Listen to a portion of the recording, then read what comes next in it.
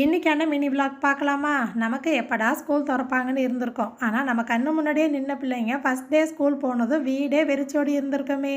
வருஷம் வெக்கேஷனுக்கு டூர் போகிறோமோ இல்லையோ எல்லாரும் ஒன்று கூடி ஒரு மாநாடு போட்டுருவோம், எங்கடா போகலாம்னு. போகிறது ரெண்டாவது, பிளான் போடுறது தான் முக்கியம். இந்த மாதிரி நீங்களும் எங்கே போகலாம்னு பிளான் பண்ணீங்க, இல்லை வெக்கேஷனுக்கு எங்கே போனீங்கிறத கமெண்ட்டில் நம்ம கூட ஷேர் பண்ணிக்கோங்க. காலையில் 10 மணி இருக்கும், இங்கே ரிலேட்டிவ் வீட்டுக்கு அழைச்சிட்டு வந்திருந்தேன். மாடியில் ஸ்விம்மிங் பூல் வச்சுருப்பாங்களா, தண்ணியை பார்த்துட்டா போதும் இந்த பிள்ளைங்களை கையிலேயே பிடிக்க முடியாது.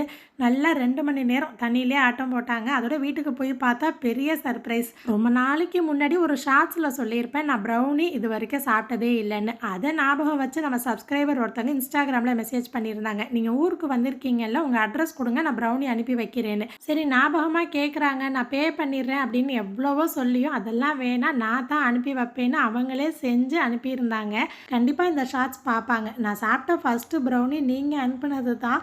முகம் தெரியாத நபர் நம்ம மேலே காட்டுற அன்பும் அக்கறையும் தான் அதை விட இனிப்பாக ரொம்ப சந்தோஷமாக இருந்துச்சு. நான் மட்டும் இல்லை, அஸ்வரும் ஃபஸ்ட் டைமாக நீங்கள் அனுப்பின ப்ரௌனி தான் சாப்பிட்ருக்கான். உங்களுக்கு ரொம்ப பெரிய தேங்க்ஸ் சிஸ்டர். அதோட லஞ்சுக்கு வீட்டில் சோறு ஆனம்லாம் காய்ச்சிட்டாங்க. நான் வந்து பொரிச்ச கறி மட்டும் பண்ணியிருந்தேன். 1/2 கிலோ கறி, மட்டன், பீஃப், சிக்கன் எது வேணுமோ எடுத்துக்கலாம். 1/4 கப் தயிர், 1/2 டேபிள் ஸ்பூன் இஞ்சி பூண்டு பேஸ்ட்டு, பச்சை மிளகாய், அது கூட ஜீரகத்தூள், மஞ்சள் தூள், மல்லித்தூள், உப்பு, கொஞ்சமாக பட்டை, கிராம்பு, ஏலக்காய், இந்த 3 பொருள் மட்டுமே சேர்த்து அரைச்ச மசாலா. அதுக்கு பதில் கரம் மசாலாவும் சேர்த்துக்கலாம். நல்லா மிக்ஸ் பண்ணிட்டு கறியை ஊற வச்சிருங்க. எவ்வளோ நேரம் ஊற வைக்கிறீங்களோ அந்த அளவுக்கு நல்லா சாஃப்டாக டேஸ்ட்டாக இருக்கும். இந்த ரெசிபிக்கு மிளகாத்தூளே கண்ணில் காட்டக்கூடாது. மிளகாத்தூளும் பச்சை மிளகாவும் காரத்துக்கு தான் எடுப்போம். ஆனால் மிளகாத்தூள் வந்து உடம்புக்கு ஹீட்டை கொடுக்கும். அதுக்கு பதில் நீங்கள் பச்சை மிளகாவோ இல்லை மிளகுத்தூளோ எக்ஸ்ட்ராவாக சேர்த்துக்கலாம். கொஞ்சம் அதிகமாக வெங்காயம் கட் பண்ணி வச்சுக்கோங்க. சின்ன வெங்காயம் சேர்த்தா ரொம்ப நல்லாயிருக்கும்.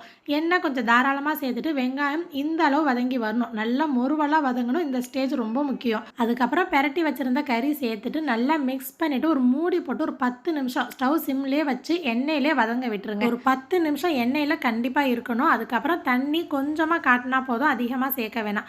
ஏன்னா முன்னாடிலாம் அண்டா தண்ணியை உள்ளே ஊற்றிட்டு அதை வற்ற வைக்க வேற ரொம்ப நேரம் ஸ்டவ்வில் வச்சுருக்கிறது. அதனால் பார்த்து கம்மியாக சேர்த்துக்கோங்க.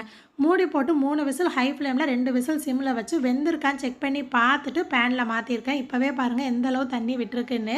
நான் பசங்களுக்காக மிளகுத்தூள் கம்மியாக சேர்த்துருக்கேன். நீங்கள் வேணும்னா எக்ஸ்ட்ரா சேர்த்துக்கோங்க, ஆனால் கடைசியாக சேருங்க. மிளகுத்தூள், கொத்தமல்லி இலை, கடைசியாக 1/2 டீஸ்பூன் நெய். வேணுங்கிற அளவுக்கு வற்ற வச்சு இறக்கிட்டா பொரிச்ச கறி ரெடி. டிஃபன், சோறுன்னு எல்லாத்துக்குமே செட் ஆகும். சிம்பிளாக சூப்பராக இருக்கும். ஒரு தடவை ட்ரை பண்ணி பாருங்கள்.